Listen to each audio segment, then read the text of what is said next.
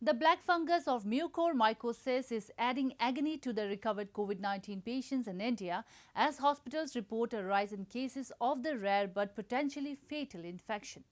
India has not published national data on mucormycosis but has said there is no major outbreak.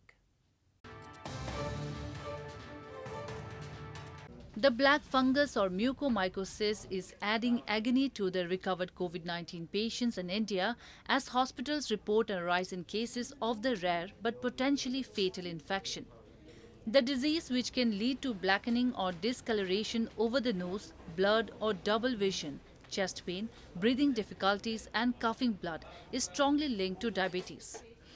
And diabetes can in turn be exacerbated by steroids such as dexamethasone used to treat severe COVID-19.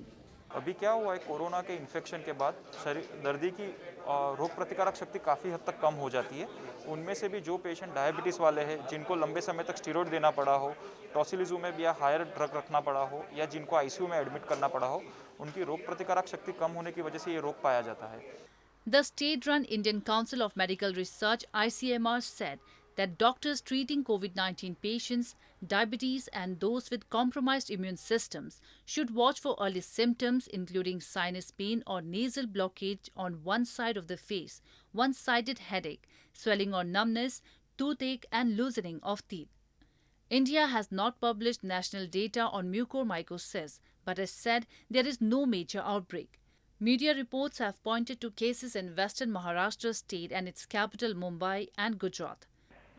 Meanwhile, India recorded more than 4,000 COVID-19 deaths for a second day in a row on Thursday, while infections stayed below 400,000 for a fourth day, with the virus rampant in rural areas where cases can go unreported due to a lack of testing. The second wave erupted in February, inundating hospitals and medical staff, as well as crematoriums and mortuaries. The South Asian nation's total caseload now stands at 23.7 million.